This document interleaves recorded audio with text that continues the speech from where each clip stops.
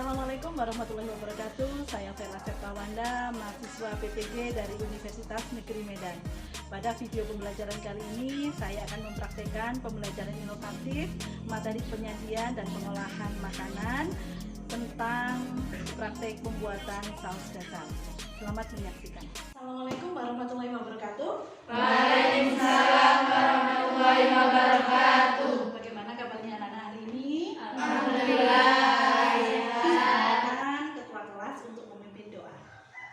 Persiapan berdoa dimulai. Bismillahirrahmanirrahim. Rabbi shrah li sadri wa yassir li amri wahlul 'uqdatam min lisani yafqahu qawli. Ya, siapa yang tidak datang hari ini? Enggar, Arif Sapitri, Devi Mafiro, Mega, Sakit apa izin? Izin ya. Kemarin kita sudah belajar tentang apa itu saus ya. Masih ingat saus ada berapa? 5. Saus dasar ada 5. Apa saja?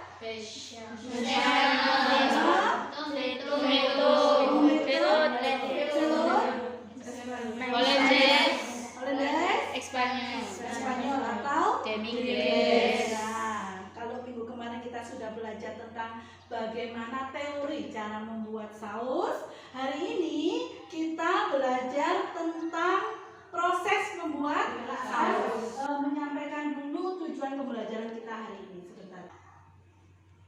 Siapa yang mau membaca? Oke, Enggar, silakan. Tujuannya.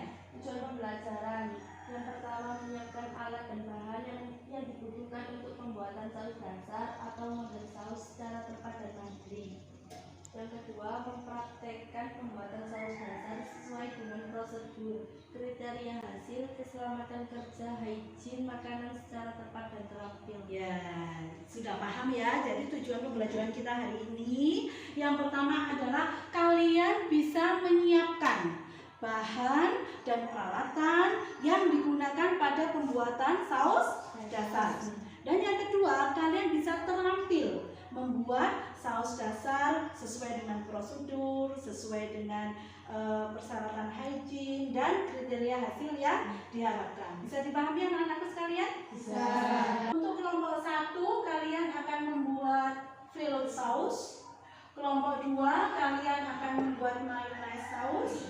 Kelompok 3, tomato saus, dan kelompok 4, Espanyol atau demi-glace. Nah, Bu Vela akan mereview sebentar tentang proses praktikum pada hari ini supaya nanti ketika kalian sudah melaksanakan praktikum tidak ada kendala ya.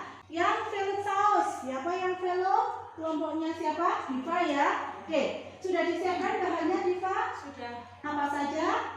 Stop, butter, tepung sama salt and pepper. Salt and pepper sudah ada semua ya. Sudah. Peralatannya juga sudah siap. Caranya sama seperti mirip dengan demi-glace, cuman kita perbedaannya ada di penggunaan stok.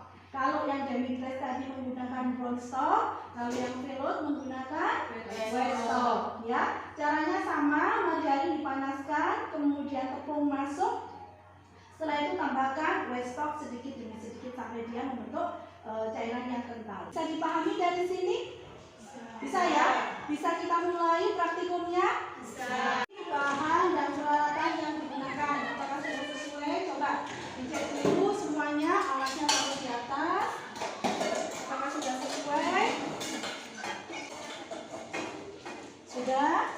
Oke, kelompok 1 sudah siap? Sudah. Kelompok 2, peralatan dan bahannya sudah siap? Aksesoris yang ada di tangan silakan dilepas ya, biar tidak menimbulkan kontaminasi. Oke, silakan cuci tangan dulu.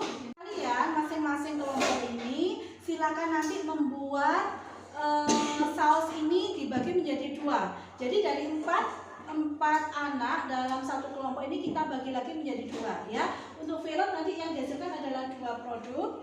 Untuk mayonnaise juga 2 produk. Tomato saus juga 2 dan demi-glace juga 2. Seperti itu ya. Nah, kemarin sudah dibaca perencanaannya, resepnya. Perencanaan sudah diselesaikan semua? Sudah ya. Ada pertanyaan dari sini? Tidak ada ya, karena minggu kemarin kita sudah konsultasi resep ya, itu ya. Yang penting konstan. Untuk membuat mayones itu yang penting konstan sampai dia warnanya agak pucat. Ya. Nah. Salah sudah. Oke. Boleh masuk.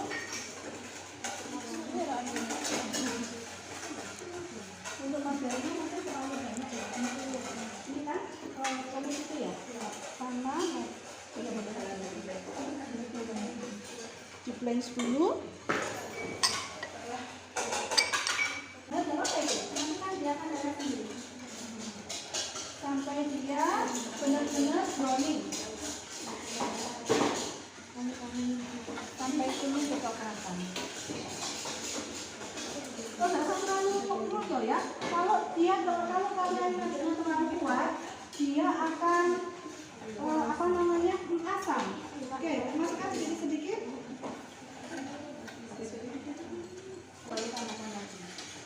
Kalau sekiranya itu dia tidak tahu teksturnya, berarti sudah.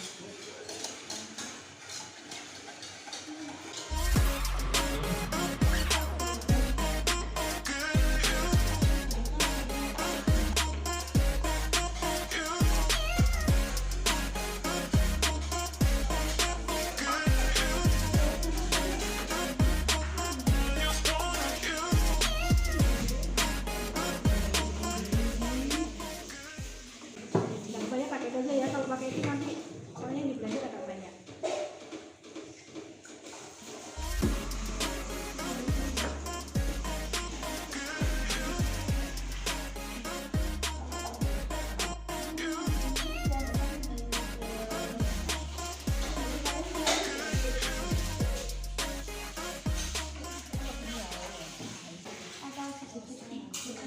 Oh iya, sama bertahap, cuman kalau di mixer ini kuning telurnya dikocok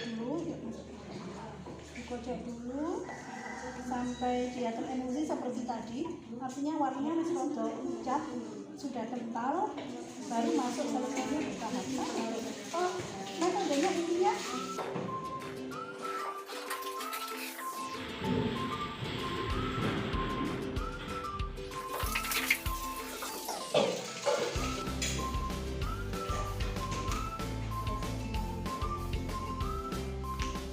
yang lainnya sudah diselesaikan.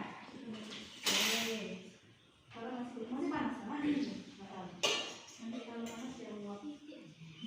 Ini tidak ada di sini. Ada. Rapikan, kemudian direm. Baik, yang kelompok 1, 3, dan 4 sudah selesai praktikumnya.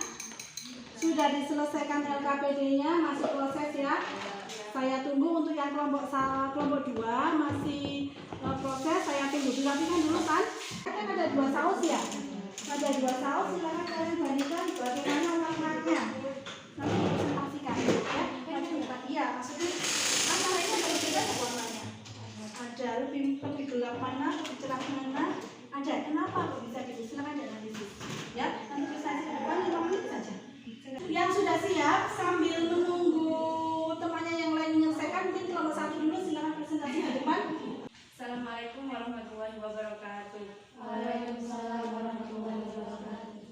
Pada kesempatan ini kami dari kelompok 1 akan mempresentasikan tentang hasil praktik kami, yakni velout saus. Yang pertama yang dilakukan saat membuat velout saus yakni memasukkan mentega untuk dicairkan pada api yang kecil.